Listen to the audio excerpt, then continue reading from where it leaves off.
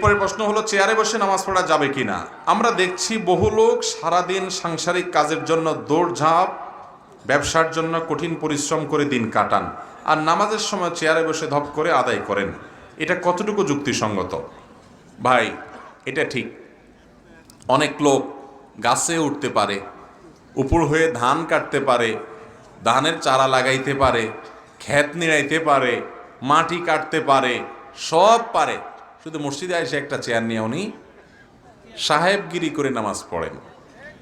এই রকম যদি হয় যে উনি সবসময় উপর হইতে পারে, বসতে পারে, কোমর ভাঙতে পারে, সব পারে, মসজিদে আইসা বলে না শরীরটা ভালো লাগতেছে না, একটু চেয়ারে বেশি নামাজ পড়ি, তাহলে তার নামাজ হবে না। ফরজ নামাজ যদি এরকম পড়ে ওই নামাজ হবে না।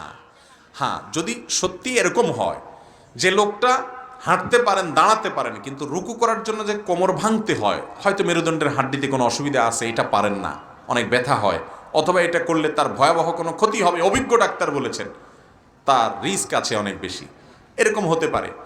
সেজদাতে, রুকুতে কোমর ভেঙে ভেঙে যে যেতে হয়, এটা পারে না, কোমরে অথবা মেরুদণ্ডের সমস্যা আছে, এরকম যদি হয় উনি হাঁটতে পারেন, তাহলে সেক্ষেত্রে তিনি দাঁড়িয়ে নামাজ পড়বেন, যেহেতু এটা করতে পারেন, অতটুকু ক্ষমতা তার আছে।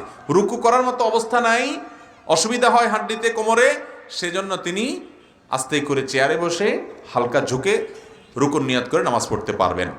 অতএব দেখতে হবে লোকটা আসলে মাজুর কিনা। একটু শরীর খারাপ লাগে আর চেয়ার টেনে নামাজ পড়া শুরু করলাম, এই কাহিনী করলে নামাজ হবে না। অথবা আপনার সব করতে পারি, মসজিদে এসে মাজুর সাজা দেয়, সেটাও নামাজ হবে না।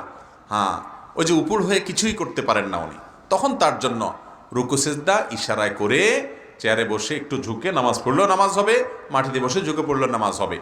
কথা কি বুঝাতে পারছি?